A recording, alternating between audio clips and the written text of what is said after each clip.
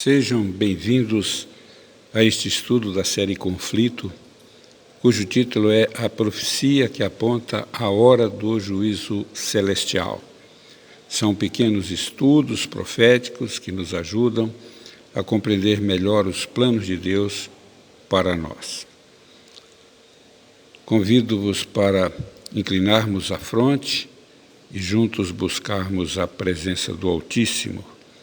Paizinho querido, nós te pedimos o perdão de nossos pecados e te peço uma bênção toda especial sobre esta pessoa que está participando comigo deste estudo, que possa ser elucidativo e possa ajudar a nos prepararmos para um dia habitarmos contigo nas mansões eternas. Nós te pedimos que nos deis porção dobrada do teu Espírito Santo neste momento, para compreendermos e ouvirmos a tua palavra, em nome e por amor de Jesus. Amém. O tempo está bem próximo de Jesus voltar a este planeta. Podemos dizer com alegria no coração, glória a Deus. Amém. Hoje estamos estudando a profecia que revela a hora do juízo.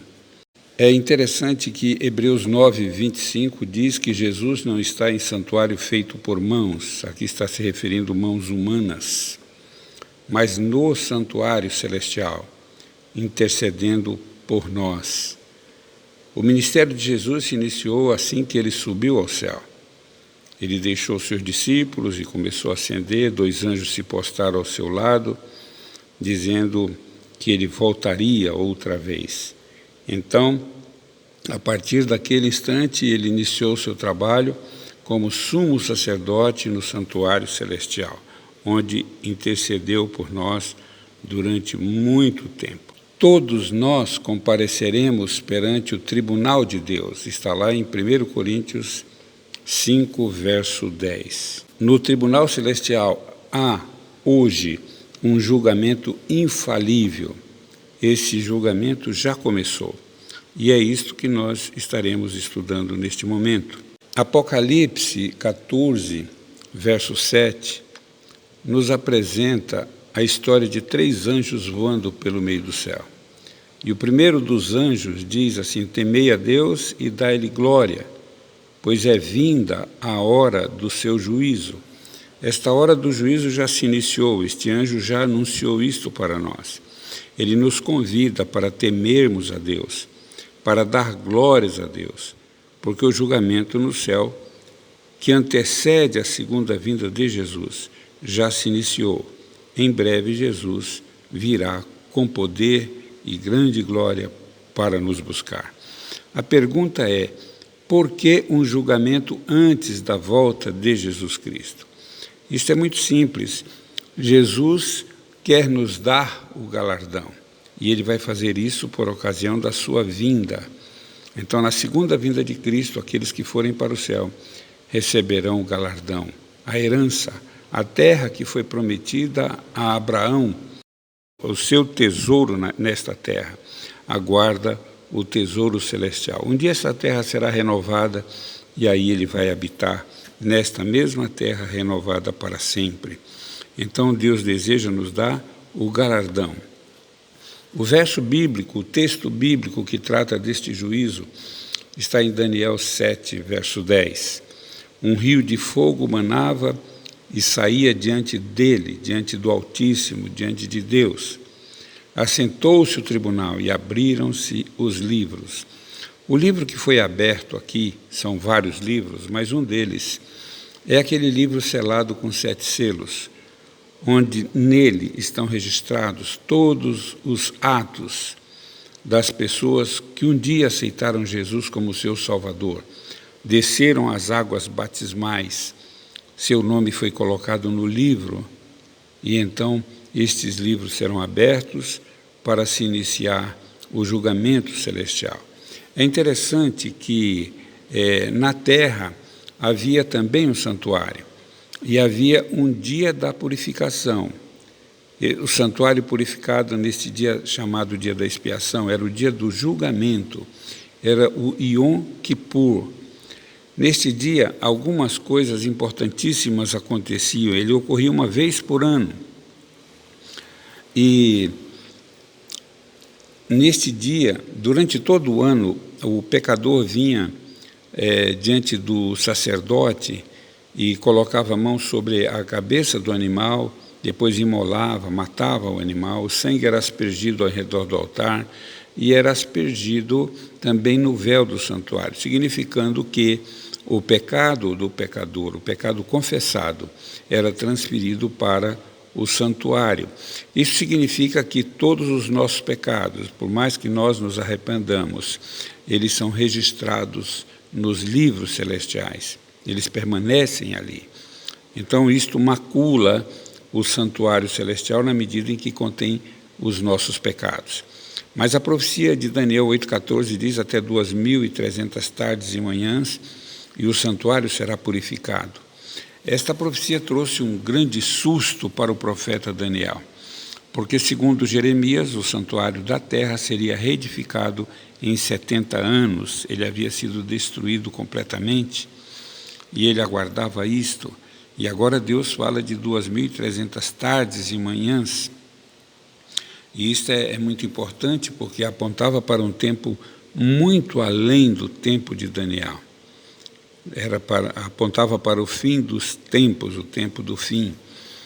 E Daniel ficou estarrecido, adoeceu com esta história, pensando que o povo de Israel jamais voltaria para Jerusalém. Mas não era disto que Deus estava tratando. Ele estava tratando da purificação do santuário celestial, com a eliminação de todos os pecados ali registrados, os pecados dos filhos de Deus, a separação do joio e do trigo, dos bodes e das ovelhas. Na volta de Cristo, esta separação já terá sido concluída. Uma vez por ano, o sacerdote trazia diante do altar 2 bodes, um representando o Cristo e um outro representando Azazel, o bode emissário, que simbolizava Satanás. O primeiro bode era imolado e o sangue, então, era levado até o interior do segundo véu, chamado de Santíssimo, ou Santo dos Santos, e ali era apresentado diante do Shekinah, que era a presença visível de Deus, significando que Jesus iria apresentar o seu sangue diante de Deus, em que ele foi morto pelos nossos pecados e dando-nos o direito da salvação e o direito a Jesus de nos resgatar.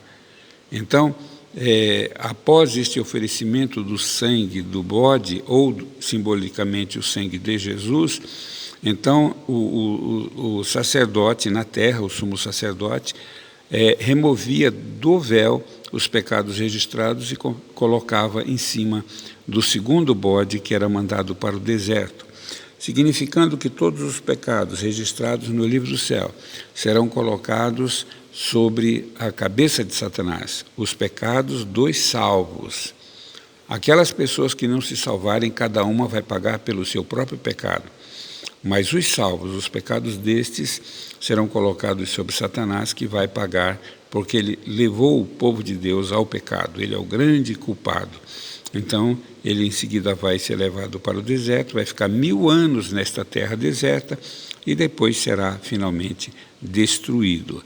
Então, esta profecia estava falando desta purificação, deste julgamento que então ocorre no santuário celestial. Disse o anjo Gabriel: entende, filho do homem, esta visão se refere ao tempo do fim. A grande pergunta é quando começariam os 2.300 anos, 2.300 tardes e manhãs. Cada tarde e manhã compõe um dia, então nós temos aqui 2.300 anos. Quando começaria, quando terminaria? Daniel 9:24, explicando esta profecia, diz assim: olha, 70 semanas são separadas destes 2.300 anos para o teu povo. Então, 70 semanas estão determinadas para o teu povo. E isso aí traz uma luz, porque vai nos abrir a porta para começar a contarmos, então, esta profecia. Daniel 9:25 diz: sabe e entende, desde a saída da ordem para restaurar e edificar Jerusalém até o ungido, o príncipe, 7 semanas e 62 semanas, e as praças e ruas se reedificarão. Então ele responde a Daniel, a resposta que Daniel esperava da volta do povo para Jerusalém. Eles levariam, então, todo esse tempo para reedificar a cidade. Então, desde a ordem da saída para restaurar e edificar Jerusalém, até o ungido, até Jesus Cristo, levaria 69 semanas ou 483 anos. Então, o que nós temos que achar é o decreto para restaurar Jerusalém. De acordo com Esdras 7:13, o decreto para restaurar Jerusalém foi emitido em 457 a.C. Então, nós temos aí o ano 457 como marco inicial.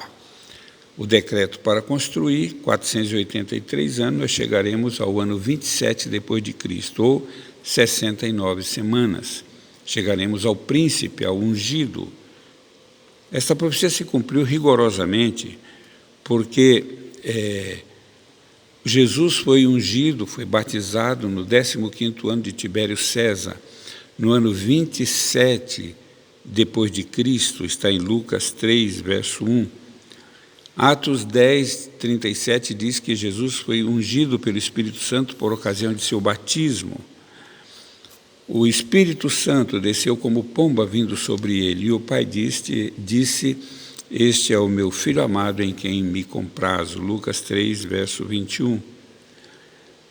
Depois das 62 semanas, será morto o Messias, o ungido, fará aliança com muitos por uma semana, 7 anos, e na metade da semana, 3 anos e meio, fará cessar o sacrifício e as ofertas. Daniel 9, 26 e 27.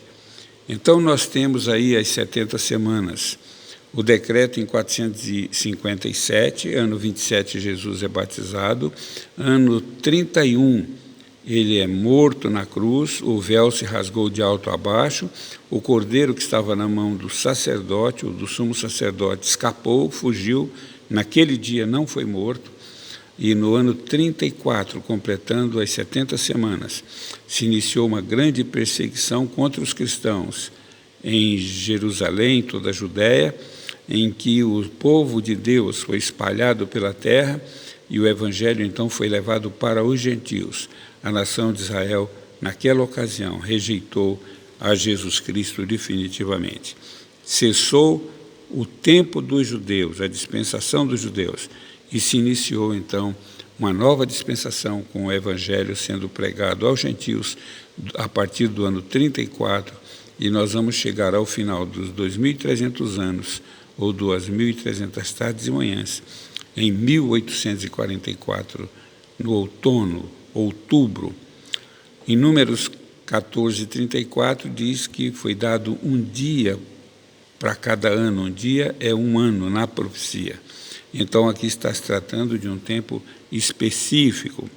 Durante esse período, o Evangelho tem sido pregado aos gentios, a todas as pessoas, tem sido levado a todo o mundo, começando com os apóstolos, que se dividiram, e depois a igreja foi se sucedendo, novos líderes, novos anciãos, novas congregações, de forma que Antioquia se tornou um grande centro evangelístico, depois Éfeso, maior ainda que Antioquia, e assim o evangelho foi avançando e espalhando-se pelo mundo até chegar aos confins da terra, chegou até nós também, ao Brasil, Argentina, Chile e a todas as partes do mundo, de forma que isto é um privilégio muito grande para nós podermos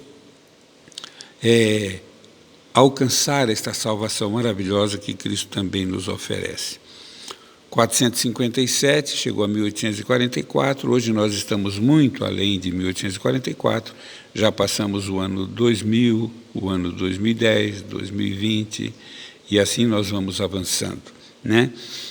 2.300 anos, estamos no findar do período que antecede a volta de Jesus, estamos no fim do tempo do fim.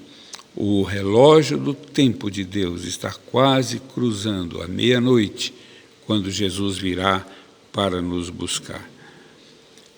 Nós estamos vivendo, então, os últimos momentos da história deste planeta. É tempo de nós nos prepararmos para a vinda de Jesus. Apocalipse 14, 7 diz: temei a Deus e dai-lhe glória. É tempo de fazermos isto. Em 1844, o juízo começou no céu. A separação de todos aqueles que um dia colocaram o seu nome no livro da vida. Você já colocou o teu, querido ouvinte, querido irmão, querido amigo. O teu nome já está no livro da vida. Para que ele ali seja colocado, você precisa descer as águas batismais. Você precisa receber a unção do Espírito Santo. Dai glória a Deus. Em 1844, o juízo começou, mas hoje nós estamos já no final deste juízo. O juízo dos vivos.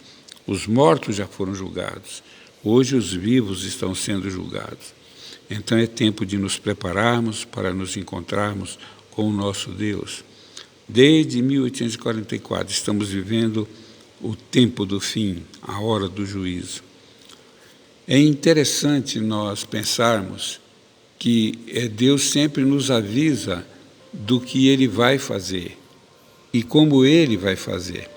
Durante 120 anos, Noé anunciou para a população que Deus iria destruir a terra. Ele construiu uma arca no alto de um monte, num tempo em que não havia chuva, nunca havia chovido, nunca caíra chuva do céu. E durante 120 anos ele disse: olha, vocês têm que entrar na arca, vocês têm que se preparar, escapar deste juízo. E o povo ridicularizava, e o povo não cria. E o povo fez desfeitas. Imagine, esse velho ficou louco, construiu uma arca em cima de um monte, num tempo que nunca choveu, dizer que as águas vão subir até aqui. Nunca, isso não vai acontecer. Mas chegou o dia. O dia veio, Deus foi misericordioso, Ele queria que todos fossem salvos. E toda aquela população pereceu nas águas do dilúvio. A água vinha de cima, a água brotava da terra, rochas eram lançadas para cima, era água por cima e água por baixo, de forma que toda a superfície da terra foi inundada. E agora, aquele povo havia perecido. Hoje Deus está avisando da mesma maneira que Ele vai voltar, que Ele vai destruir este planeta, que virão juízos, que virão as 7 últimas pragas. É tempo de nós aceitarmos a mensagem que Deus envia para nós. Jesus não está em santuário feito por mãos, mas no celestial, está intercedendo por nós, é o nosso advogado. Enquanto Satanás nos acusa, Jesus não desculpa o nosso pecado, mas ele ergue a mão em direção a Deus e diz: eu os tenho gravado nas palmas das minhas mãos, e eu quero que seja meu, onde eu estiver, eles estejam comigo. Ele deseja dizer isto a teu respeito, querido ouvinte. Ele deseja te salvar. Estás preparado para o encontro com Jesus? Hoje Ele é teu advogado. Quando este juízo chegar ao fim, então Ele será o teu juiz, e aí não terá mais nada a fazer. Diante do trono de Deus, hoje nós temos um amigo, um advogado que intercede, mas em breve Ele virá nas luzes dos céus. Não virá mais como advogado, não virá mais como intercessor, mas virá para buscar. Os bodes e as ovelhas foram separadas, o joio e o trigo foi separado, e agora Ele vem buscar o trigo. Os anjos de Deus virão à terra. Jesus não coloca seus pés na terra. Satanás vai imitar a segunda vinda de Cristo, vai andar pela terra, vai pôr seus pés na terra dizendo que Ele é o Cristo e vai enganar a maioria da humanidade. Mas Jesus não vai colocar seus pés na terra. Ele para nas alturas, os anjos descem, recolhem seus filhos e sobem. E aí nós começamos uma viagem em direção à pátria superior. 7 dias viajando em direção ao céu, até chegarmos ao mar de vidro. Vi um anjo com um evangelho eterno. Vinda é a hora do seu juízo. Ele tinha um evangelho para pregar a todas as nações, tribos e línguas e povos. Nós estamos recebendo este evangelho eterno que Jesus nos oferece. Estamos aceitando a Ele como nosso Salvador e Senhor. O tempo está bem próximo. Em breve Jesus virá. Já podemos lhe ouvir os passos. O Brasil, uma terra abençoada por Deus, não conhecia terremotos, não conhecia maremotos, não conhecia tempestades tremendas, e hoje o Brasil está sendo assolado porque a maldade do homem tem sido grande, cada vez mais corrupção, cada vez o mundo está pior. Tudo isto anuncia que Jesus vai voltar, que está próximo às portas. Estamos nós preparados? Você está preparado? Nós estamos vivendo a hora do juízo, vai se encerrar, a porta da graça vai se fechar, e quando se fechar, não haverá mais salvação para aquele cujo nome ainda não foi aprovado no Tribunal Celestial. Todos os casos estão decididos.